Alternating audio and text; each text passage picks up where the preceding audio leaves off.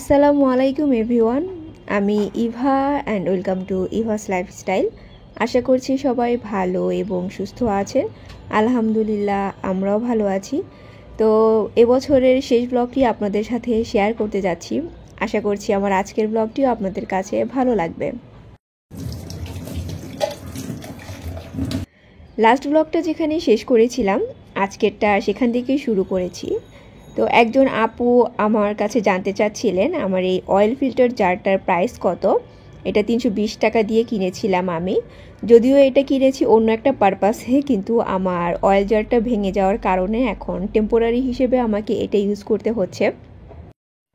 ওই অয়েল জারটা ভেঙে যাওয়ার পর এর মধ্যে আমার নিউ মার্কেটে যাওয়া হয়নি, আর ডিসিসিতে গিয়েছিলাম। তো ডিসিসিতে আমি অয়েল জার পেয়েছি অনেকগুলো, কিন্তু ভালো কোয়ালিটির যে অয়েল জারগুলো সেগুলো একটু বড় সাইজের। তো আমি এত বড় সাইজের অয়েল জার নিতে চাচ্ছিলাম না, মানে আমার যে সাইজটা ছিল আমি চাচ্ছিলাম ওই সাইজটাই পারফেক্ট। যেহেতু আমার কিচেন ছোট, তো এত বড় জিনিস মানে কিচেনে রাখলে দেখা যায় আবার কাজ করতে অসুবিধা হয়ে যায়। আর ছোট যে সাইজগুলো আমি পেয়েছিলাম সেগুলোর নজেল টাইপের যে জায়গাটা আছে সেইটার যে ঢাকনা সেইটা খুবই লুজ। মানে আমি তেল ঢালার পর নজেল দিয়ে দেখা যাবে যে তেল বেয়ে বেয়ে নিচের দিকে চলে আসবে। এর জন্য আমি আর ছোট সাইজেরগুলো কিনিনি। তবে একজন আপু কিন্তু আমাকে কমেন্ট করে বলেছিলেন যে অনলাইনের কোথায় এই অয়েল জারটা পাওয়া যাবে, মানে আমার যেমন ছিল ওই রকমই। তো আমি আপু এই কারণে অনলাইন থেকে কিনিনি, কারণ যে ক্যাপটা এটা যদি টাইট না হয় তাহলে কিন্তু তেল বেয়ে বেয়ে পড়তে থাকে। আমার আগের জারটা খুবই ভালো ছিল, তেল কখনোই বেয়ে নিচে পড়তো না। তো এগুলো নিজে দেখে চেক করে মানে কিনতে হয়। এর জন্য আমি অনলাইনে কিন্তু অর্ডার দেইনি।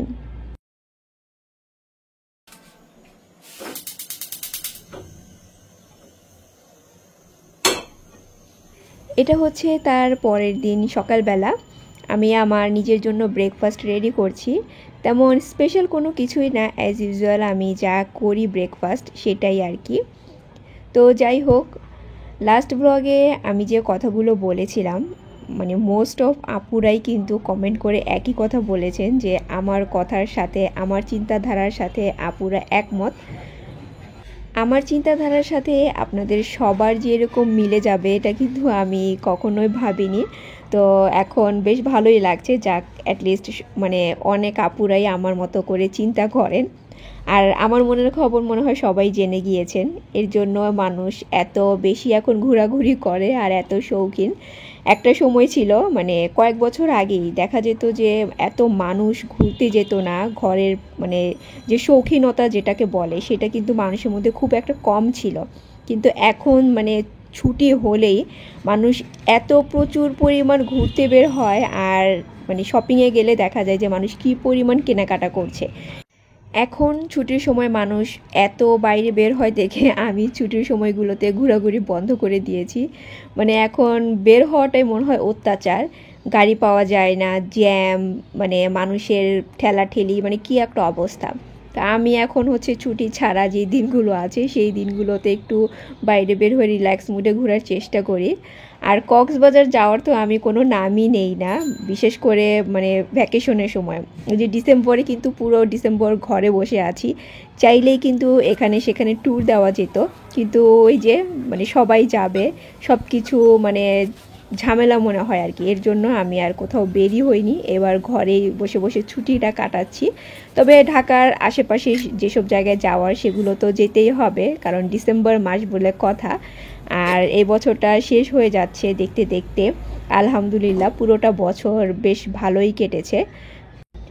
তো বছরের শেষ কয়েকটা দিনও চেষ্টা করছি যেন একটু ঘুরে আনন্দ করে তারপর মানে কাটানোর জন্য।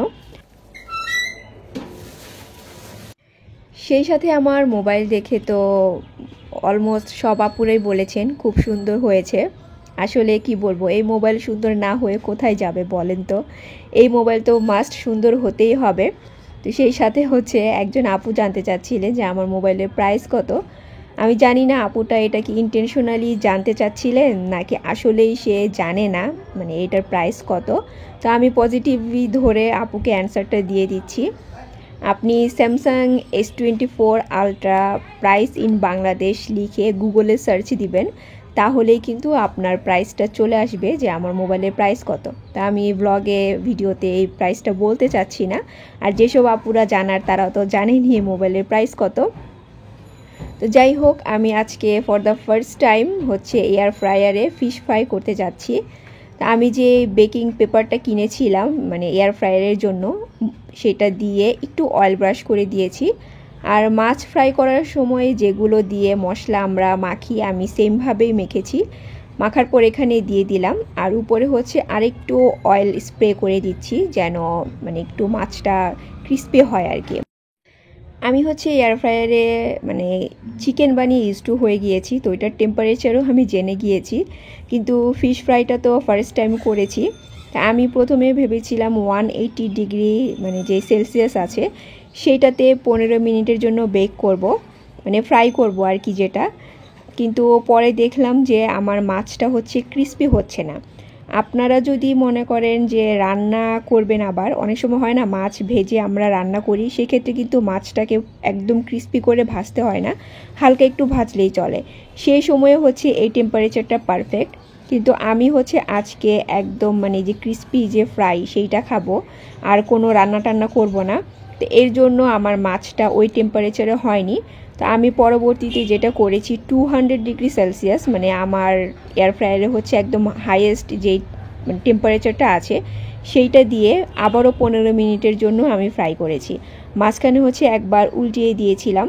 আর এই যে আমার খুব সুন্দর মানে ফিশ ফ্রাই রেডি হয়ে গিয়েছে। তো আমি তো খুবই মানে খুশি যে এয়ার ফ্রায়ারে কোনো অল্প তেলে, তারপর হচ্ছে চুলার আশেপাশে নষ্ট হওয়া ছাড়া এত সুন্দর ফিশ ফ্রাই হয়ে গিয়েছে। তো যাই হোক, এটা হচ্ছে সন্ধ্যার পরে, আর আমি হচ্ছে একটা স্ন্যাক্স বানাচ্ছি, ফাঁকিবাজি স্ন্যাক্স আর কি। এটাও আমি এয়ার ফ্রায়ারে করব। তো আরএমের বার্থডের সময় আমি হচ্ছে কয়েক বছর আগে সেম এরকম করেই একটা স্ন্যাক্স বানিয়েছিলাম, তবে সসেজের পরিবর্তে আমি যেটা ইউজ করেছি সেইটা হচ্ছে চিকেন, মানে চিকেনটাকে ম্যারিনেট করে রেখেছিলাম, সেই চিকেনটাকে ইউজ করে তারপর হচ্ছে তেলে ফ্রাই করেছিলাম। তবে আজকে হচ্ছে আমি এটা এয়ার ফ্রায়ারে করব। মাত্র 10 মিনিট লাগে এই নাস্তাটা হতে, আর খেতে খুবই মজার। আর রেসিপি শেয়ার করার কিছুই নেই, আমি তেমন স্পেশাল কোনো কিছুই অ্যাড করিনি। আলুটাকে জাস্ট লবণ পানিতে 10 মিনিট মানে 5 মিনিট একটু ভিজিয়ে রেখেছিলাম। তারপরে এই যে দেখতেই পাচ্ছেন সসেস কেটে আলুর মধ্যে ঢুকিয়ে দিচ্ছি আর কি। তো লাভলি আপু, আপনাকে অনেক ধন্যবাদ যে এতদিন পর আবারও কমেন্ট করেছেন। আর আপনি বলছিলেন যে এতদিন পর কমেন্ট করার পর আমি আপনাকে কিভাবে মানে চিনলাম কিংবা মনে রেখেছি। আসলে যারা আমার ব্লগে অলওয়েজ কমেন্ট করেন আমি কিন্তু তাদেরকে সবসময় মনে রাখি। তো আপনারা যদি অনেক বছর পর এসেও আমার মানে ভিডিওতে কমেন্ট করেন, তাহলেও কিন্তু আমি আপনাদেরকে চিনতে পারবো। আর সেই জায়গায় তো আপনি সব সময় খুবই সুন্দর করে কমেন্ট করেন, যেটা কি না আপনার কমেন্ট পড়লেই আমার মনটা ভালো হয়ে যায়। তো যাই হোক, সেই সাথে দিলরুবা সুলতানা আইডি থেকে আপুর নামটা কি এটাই কি না না আমি জানি না। তো যাই হোক, আপুর সাথে তো আমার অনেক মিলে গিয়েছে। তো আপুরও হচ্ছে আইফোনের প্রতি তেমন কোনো ইন্টারেস্ট নেই, সমস্ত ইন্টারেস্ট হচ্ছে স্যামসাংয়ের উপর। সেই সাথে হচ্ছে এমন আরও অনেক জিনিস আছে টুকিটাকি, যেটা আমি বললে তারপর আপু আবার কমেন্ট করে বলেন যে আপুর সাথে নাকি আমার অনেক মিল। আচ্ছা, আমি হচ্ছে পরবর্তীতে হঠাৎ ভাবলাম যে একটু টেস্ট বাড়ানোর জন্য কিছু একটা অ্যাড করা যাক। তো মানে শেজওয়ান যে চাটনি আছে কিংবা সস, আমি হচ্ছে সেটা হালকা করে একটু লাগিয়ে দিয়েছি। আর লেফট ওভার কিছু আলু ছিল যেগুলোর মধ্যেও আমি সেই মশলাটা দিয়ে সাইডে দিয়ে এখন উপরে একটু অয়েল ব্রাশ করে দিয়েছি। তো এয়ার ফ্রায়ারে রান্নার এই একটা সুবিধা, মানে যেই কাজটা আপনাদেরকে অনেক তেলে করতে হয়, এটা হচ্ছে আপনারা খুবই কম তেলে ইজিভাবে করে নিতে পারেন। তবে আজকে হচ্ছে এয়ার ফ্রায়ারে আমার এটা মানে ফ্রাই করতে গিয়ে একটু পুড়ে গিয়েছে আলুটা। তার কারণ হচ্ছে আমি এখানে মানে রান্না বসিয়ে ঘরে গিয়েছি, আমার আর খেয়াল নেই একদমই যে আমি এয়ার ফ্রায়ারে কিছু বসিয়েছি। তো মাঝখানে যে উল্টিয়ে দিতে হয় একটু, সেটা আমার আর খেয়াল ছিল না। তো পরে এসে দেখি যে মানে উপর দিক দিয়ে আলুগুলো একটু পোড়া পোড়া হয়ে গিয়েছে, মানে খাওয়া গিয়েছে, পোড়ার কোনো স্মেল আসে নাই, বাট ওভারকুক যেটা সেটা হয়ে গিয়েছে। তো এখন মনে হচ্ছে যে আমার কিচেনে হচ্ছে অ্যালার্ম সেট করতে হবে যখনই আমি এয়ার ফ্রায়ারে রান্না বসাই, নয়তো দেখা যাবে আমার খাবার দাবার পুড়ে অবস্থা খারাপ। তো যাই হোক, সুমি আপু বলছিলেন যে আমি যে রান্নার টাকোসটা যে আমি বানালাম সেটা রিলসের জন্য কেন করলাম, মানে এই ধরনের একটা মানে কমেন্টে আর কি আছে যে এখানে কেন করলাম না। তো আসলে আপু মানে মাঝে মধ্যে রিলস বানাতে ভালো লাগে, আর হচ্ছে রিলসের মধ্যে তো একটু গান অ্যাড করা যায়, তো এর জন্য আর কি আরও একটু বেশি ভালো লাগে। তো ওইখানেও আমি তেমন কোনো রেসিপি শেয়ার করি না, যেটা মানে বানাচ্ছি সেটাই একটু ডিজাইন করে অন্যরকম করে রেকর্ড করি, তারপর হচ্ছে সেইটাই মানে রিলস বানিয়ে শেয়ার করি। তো যাই হোক, এই যে আমার এয়ার ফ্রায়ারের মানে ক্রিস্পি পটেটো সসেস কি বলবো বাইটস রেডি হয়ে গিয়েছে। এটা হচ্ছে আমাদের আজকের সন্ধ্যার নাস্তা, আর আপনারা বাসায় এটা ট্রাই করতে পারেন। এটা কিন্তু খুবই মজার হয়, ঝটপট হয়ে যায়। এয়ার ফ্রায়ার না থাকলে কোনো প্রবলেম নেই, চুলাতে তেলে ফ্রাই করে নেবেন। তো উপরে হচ্ছে আমি হালকা একটু যে ফ্রেঞ্চ ফ্রাইয়ের যে মশলা আছে সেটা একটু স্প্রিঙ্কল করে দিচ্ছি।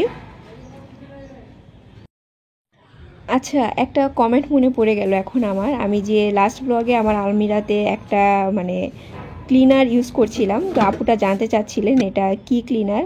এটা হচ্ছে একটা ফার্নিচার ক্লিনার আপু, আপনি যে কোনো সুপার শপে কিংবা গুলশান ডিসিসিতে পেয়ে যাবেন। এটা দিয়ে ফার্নিচার ক্লিন করলে মানে ফার্নিচারটা অনেক বেশি শাইন হয়। তবে মেক শিওর নতুন কোনো ফার্নিচারে এই ক্লিনারটা ইউজ করবেন না, মানে আপনার ফার্নিচারটা অনেক বেশি পুরনো হয়ে গিয়েছে, মানে অনেক বছর আগের, তখন ইউজ করবেন, ঠিক আছে? নতুন ফার্নিচারে ইউজ করলে না কালারটা একটু মানে ফেড হয়ে যাবে আর কি। তো আজকের ব্লগটা হচ্ছে একদম ইনস্ট্যান্ট, মানে গতকালকে সরি এখনকার ক্লিপটা হচ্ছে গতকালকের করা, কারণ মানে কোন আপু, আচ্ছা নুসরাত জাহান আপু বলছিলেন যে আমি যে ক্রিম দিয়ে কফি বানিয়েছিলাম সেইটার রেসিপিটা আপু কোনোভাবেই খুঁজে পাচ্ছেন না আমার ব্লগে, তো এটা শেয়ার করতে বলেছিলেন। তো আমি তো নর্মালি দেখা যায় ছুটির দিনে বিকেলবেলা কফি খাই, তো আজকে ব্যাটে বলে মিলে গেল আর কি। সকালবেলা আপুর কমেন্টটা দেখলাম, তো যেদিন কমেন্টটা দেখেছি সকালবেলা সেই দিন বিকেলবেলায় আমার কফি খাওয়ার মানে টাইম।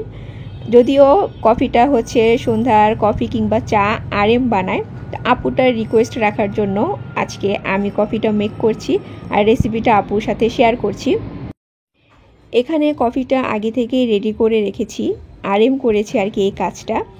এখানে 2 চামচ কফির সাথে আমি 2 চামচ চিনি দিয়ে সামান্য পরিমাণ পানি দিয়ে বিট করানো হয়েছে। তো আপনারা হচ্ছে যে কয় কাপ কফি বানাবেন ঠিক তত চামচ হচ্ছে চিনি আর কফি দিয়ে সামান্য পরিমাণ পানি দিয়ে এটাকে এরকম করে ফোম করে নিতে হবে। তো এটা সবাই জানে, আর এর জন্য আমি দেখাইনি। তো এখন দুধটাকে ভালো মতো জাল দিয়ে একটু ঘন করে নিয়ে তারপর হচ্ছে আমি ক্রিম দিয়েছি। ক্রিমটাও সেম, যে কয় কাপ বানাবেন কফি ঠিক তত চামচ হচ্ছে আপনাকে ক্রিম ইউজ করতে হবে।